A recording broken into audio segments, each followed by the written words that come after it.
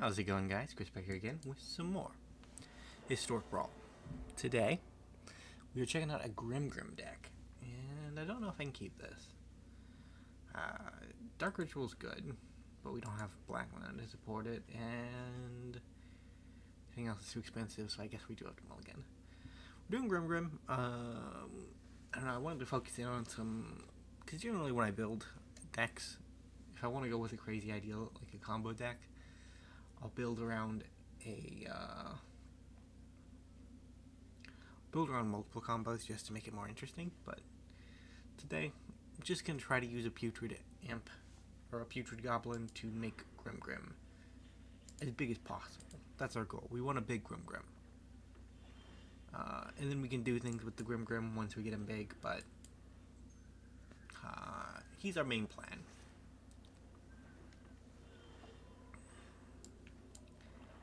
We might already be in a bit of an issue because Sethith is a bad card to see. Kind of need a Wrath. Like immediately. Calyx, why you like this, bro?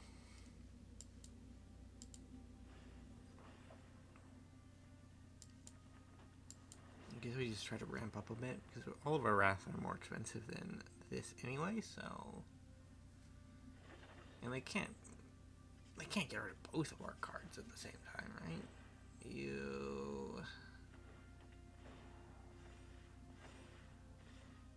That's 11 damage on turn 4.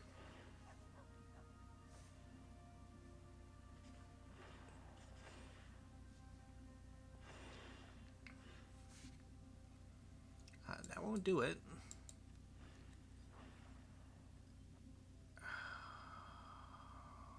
That would do it, but it's too late.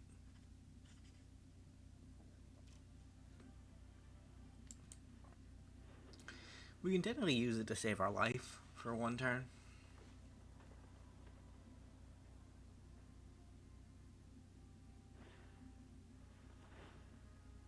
Neat.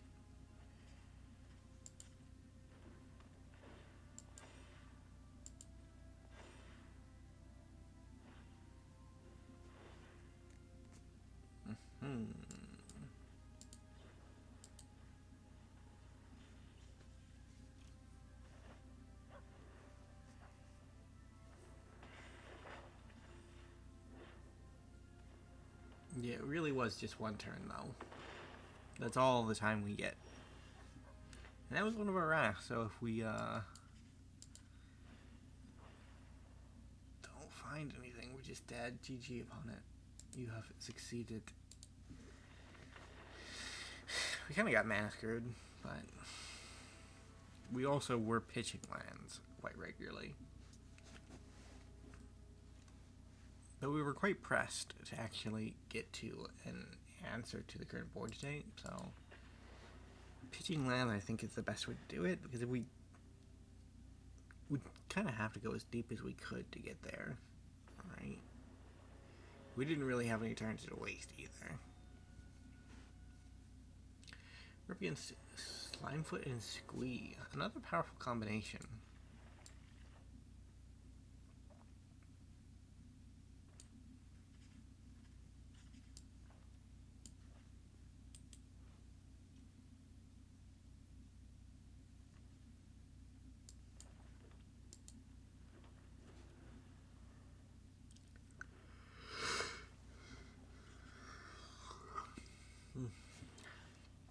Yeah, I remember my first time playing against Slimefoot and Squee, and I was playing a deck that played a lot of single targeted removal, and they were playing Sapling. They weren't really full-on Sapling tribal, but they did have more Sapling support than just the commander. And as a result, I found it incredibly difficult to actually get rid of Squee. Because the way you do it, if you have only single target removal to actually get the job done, is you have to kill Squee.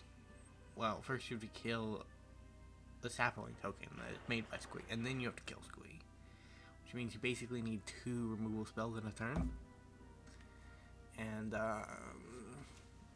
You know me, I'm impatient. I don't always save up my resources for the big turns, and like shuffle never really favors me with an excessive amount of mana. Actually, we'll take that just so I can Brawl expertise. Search my library for a card. What am I getting?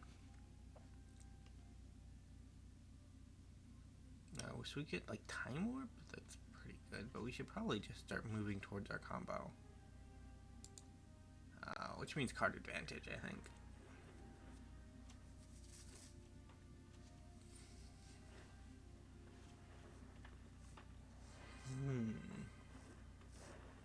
The 2/2s have returned. Arcane Signet can bend. I need a land, really. Hey, would you look at that? It's a land.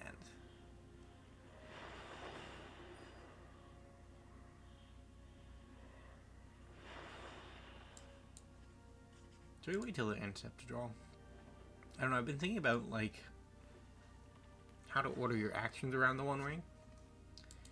And initially I thought maybe you play it one turn and then you wait until your upkeep to draw. But no, I don't think that's right.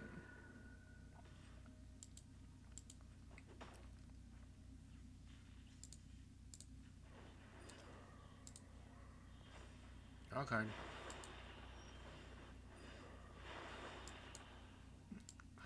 There's a fun idea for a deck.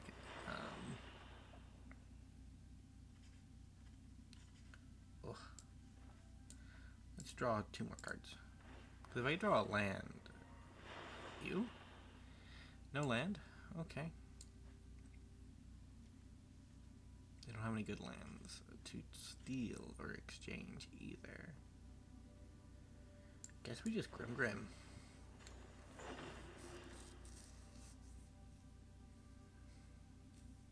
If we need the additional mana. Fun idea for the deck. That's what I was thinking of, right? You get the One Ring to 20 counters, and then you give it to your opponent. You faithfully hand it off.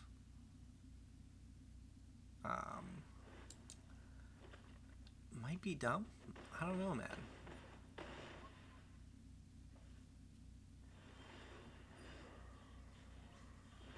Yeah, Worn Powerstone, go to the bed. Take 2.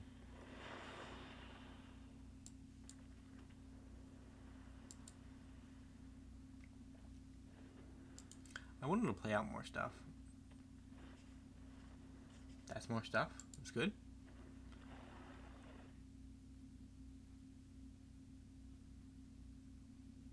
I might play out more stuff. Overload a Cyclonic Rift.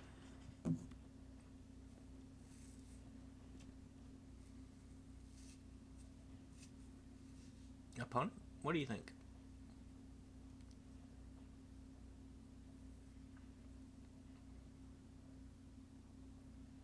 I don't think they're too fond of the ideal.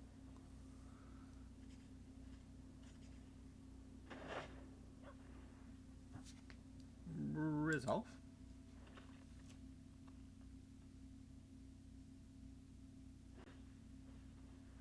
Get down a carried. Yep. We didn't kill anything, so our Rise of the Dark Realms is hilariously bad at the moment. All creatures from my graveyard, because our opponent doesn't have a graveyard at the moment.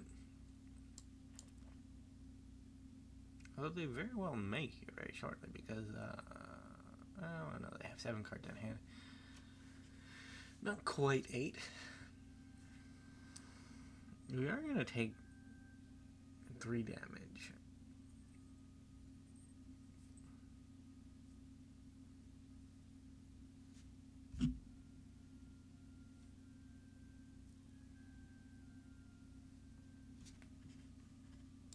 On our upkeep.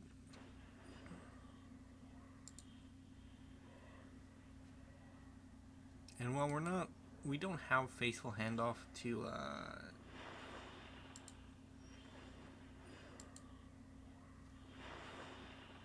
Meathook Massacre is okay.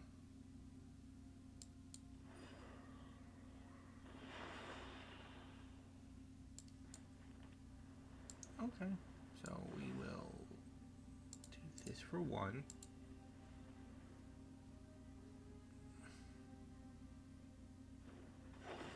I should have gotten down the black market first.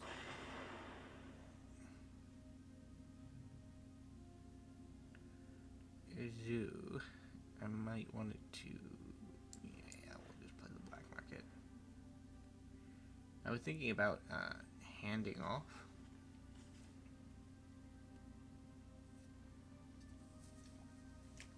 Because we're really setting ourselves up for a haste creature.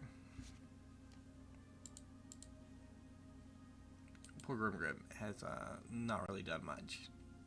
I haven't really had creatures for him. But we're trying to creature combo, right? So it makes sense that we don't have enough creatures for him.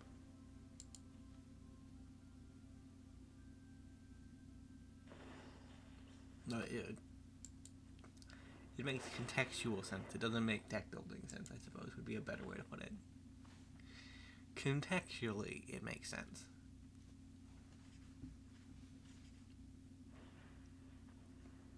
Zulaport Cutthroat.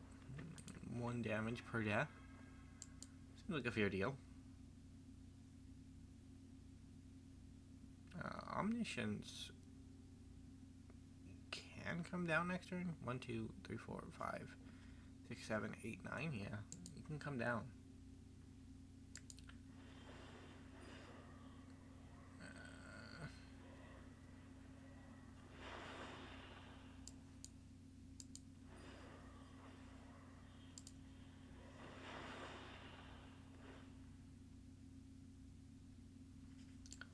Okay, so I guess we're doing that.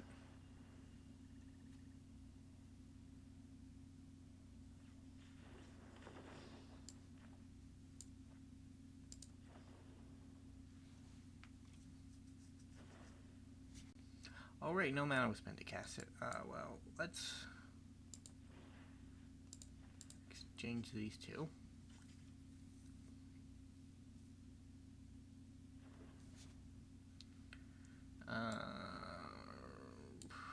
Is there anything really to even rise for? Not really.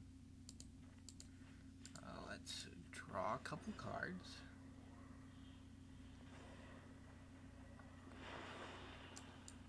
A Carnage Boy, that's kind of neat.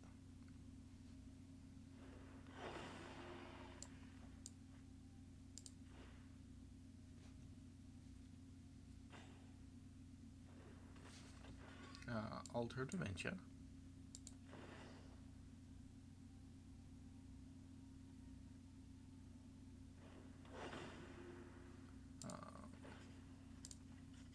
Mill our opponent for 2. Draw some cards.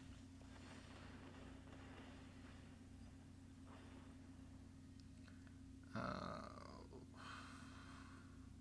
many creatures you got? 1, 2.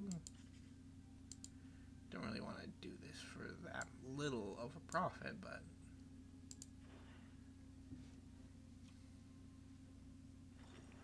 and I don't want to give away the runway. Well, it has so many counters on it.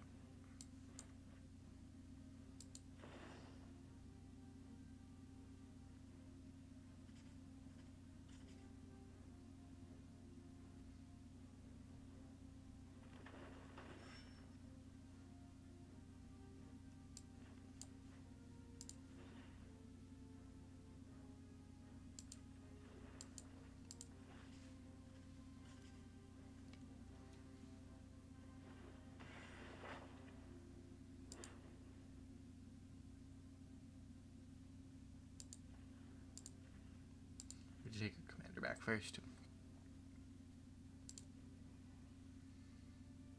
I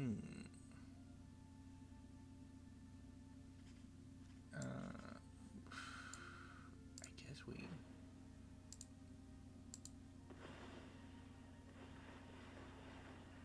continue the sack.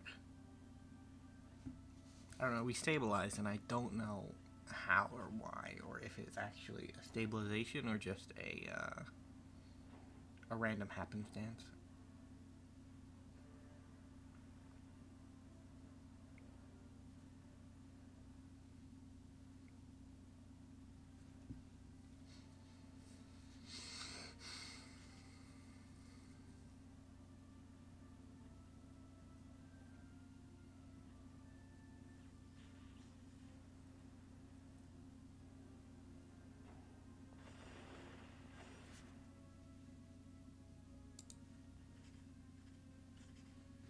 I think we ended off there. We gained enough that we should be okay. We should be okay.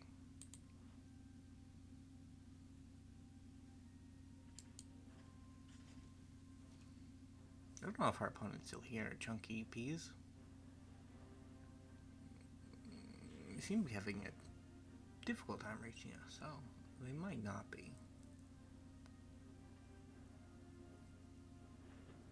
To be fair, the Grimgrin deck is a bit of a runaround. It's a bit of a runaround. I think it's less of a runaround when you're playing like actual zombie tribal. But yeah, we've done zombie tribal before.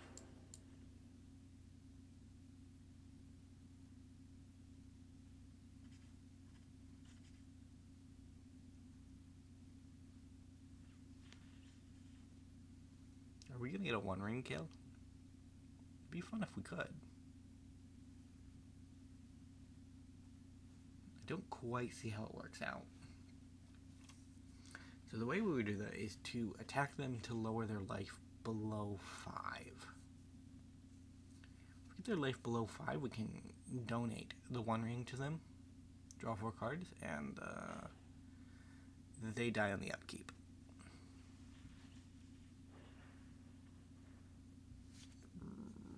Rude.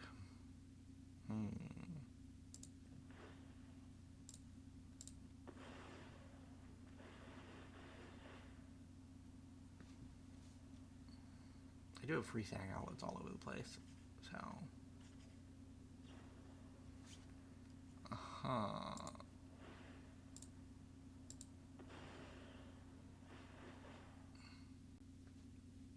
13 triggers.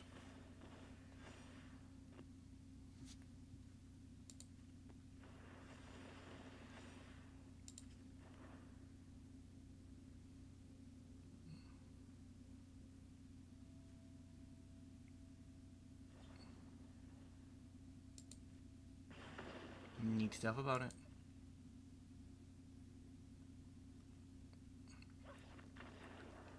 They concede. Understandable.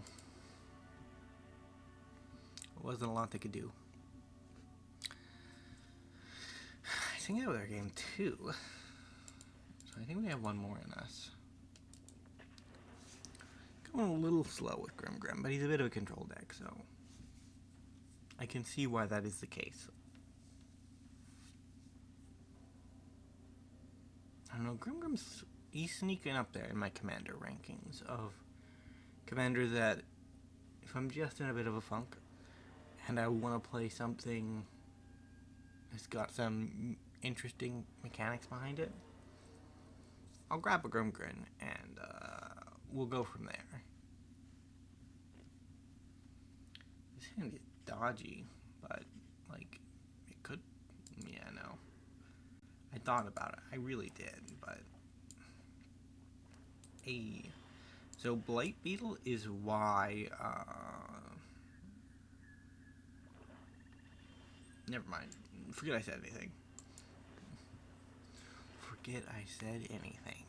I was gonna say Blightbeetle's why Faithful Handoff is in the deck, because if you use your Blightbeetle and you faithfully hand it off to your opponent, you can prevent creatures from getting +1/+1 counters, which, if the deck could support a creature with Undying, would mean it could sacrifice that creature with Undying multiple times.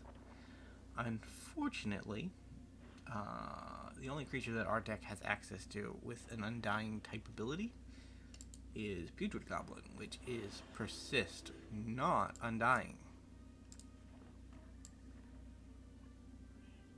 What am I looking for you? You just get a rift or a time warp.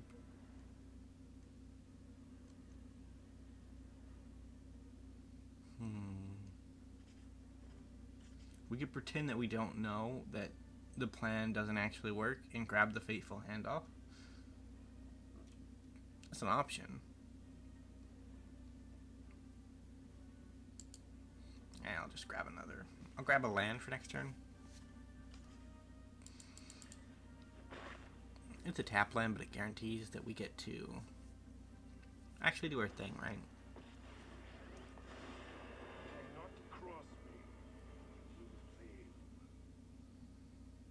You. That's bad. It's worse. I didn't think it could worse, but it did.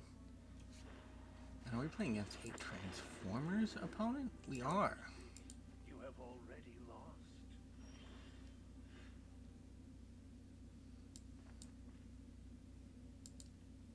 Let's just get a tapped Rivendell down and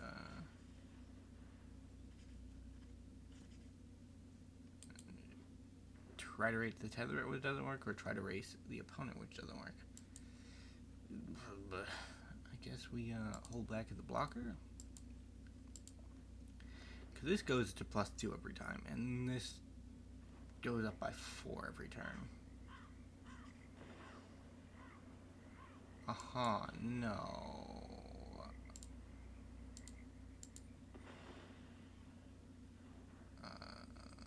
Not really interested in that opponent. And they might counter us back. Nope, okay. Not willing to go so far down.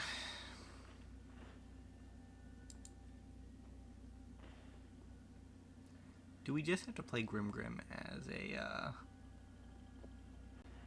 as sacrifice fodder to Aknod's Altar? That'd be sad. Yeah, Tezzeret Master of the Bridge is a dumb card. He is a dumb card. He's just a dumb card. And they printed him as the box topper for War of the Spark, and it was like, why, bro? Why would you do this? Like, you already messed up Nexus of Fate in this very niche card obtaining location. Why would you test Fate to do it again? And honestly, Tezzeret Master of the Bridge, he never became a Nexus level problem. He never even really became a problem, but he is still just mechanically a dumb card. Like, giving things affinity is pretty powerful.